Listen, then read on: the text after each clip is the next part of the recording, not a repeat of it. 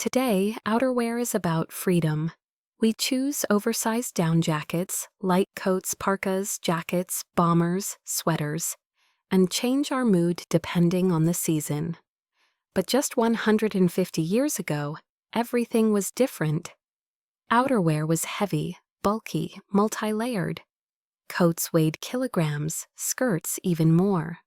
And the main detail of the image, a hat, determined the status, age, and character of a woman's. Today, outerwear is about freedom. We choose oversized down jackets, light coats, parkas, jackets, bombers, sweaters, and change our mood depending on the season. But just 150 years ago, everything was different.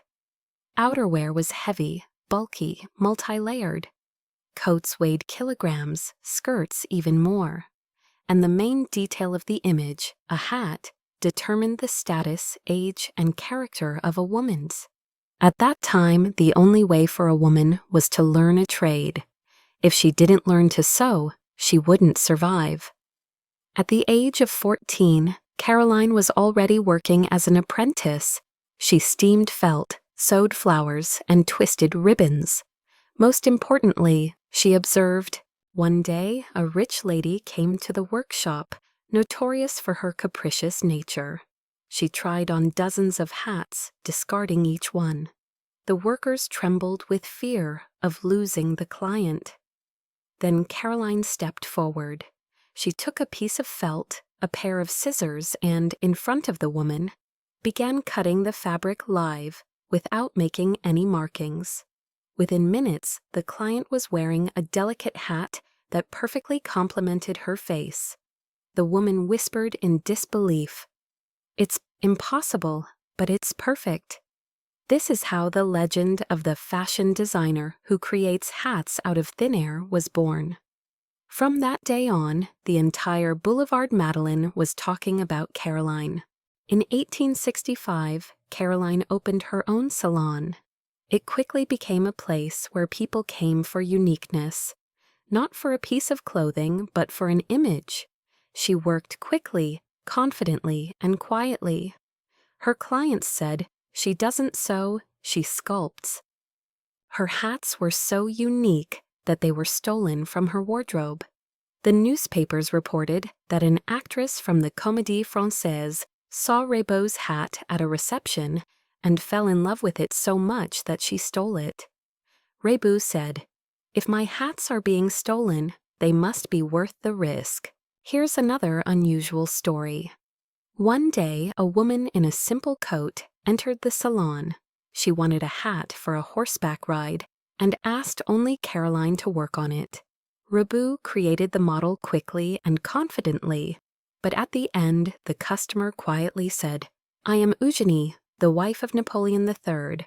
I want Paris to know your name." After this visit, there were long queues outside Reboux' salon. This story is partly a legend, but contemporaries claimed that Eugenie did indeed wear Reboux' hats. An interesting fact is that Caroline Reboux created the cloche hat. She created it for a girl with short hair, which was not popular at the time. Reboux soaked the felt in boiling water, put it on the client's head, and began shaping it with her hands. The result was a hat resembling a small bell, known as a cloche. The hat was almost over her eyes, creating a mysterious look. Sometimes she only had one ribbon, and even the position of the bow indicated the girl's status. Bow on the left, I'm in a relationship. Bow on the right, I'm single. Bow in the back, I'm taken, but I'm hopeful. There's an interesting story in her biography. One day, a young woman came to Caroline, who was embarrassed by a scar on her temple. She had already tried on dozens of hats and was about to leave in disappointment. Caroline looked at her silently, took a piece of felt and scissors, and created an asymmetrical miniature hat, which beautifully highlighted her features and concealed what she wanted to hide: a mirror and tears. But these were tears of happiness. "I never thought I could look beautiful," she said. The competition was fierce. Almost like in the modern fashion industry, Paris of the 19th century was the capital of milliners, and dozens of workshops could work on one block. The aristocrats had a habit: change the milliner every season, just like today, the makeup artist or stylist. That's why every workshop was fighting for attention. The rarest feathers, expensive felt, hand embroidery, unique ribbons, secret hat-shaping technologies. Reboux wasn't alone. There were hundreds of competitors working around her. Why did Reboux come out on top?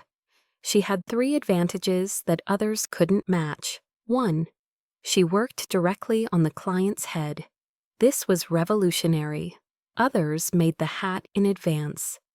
Reboux customized each model based on the client's face, head shape, and hairstyle. It was like a premium custom-made service. 2. She created a light style, while her competitors decorated their hats with ostrich feathers, artificial fruits, veils, precious stones. Reboux opted for minimalism. It looked fresh and modern. 3.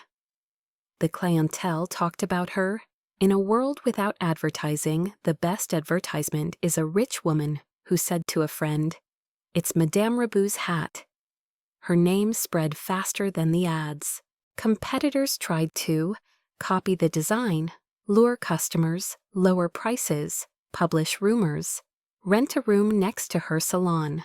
But Reboux's key secret was that she created a style that was decades ahead of fashion. After Caroline Reboux's death, her salon was continued by her students. They worked under her name until the mid-20th century, and Reboux's style influenced Coco Chanel, Poiret, and the entire fashion industry of the 1920s. Her business lasted longer than most fashion houses of the time. She lived to be 90 years old. She became one of the wealthiest fashion designers in Paris. She started from poverty and ended as a legend. Her business was large, profitable, and well-known. By the standards of that time, she was practically a millionaire female entrepreneur. For a 19th century person, this is an incredibly long time.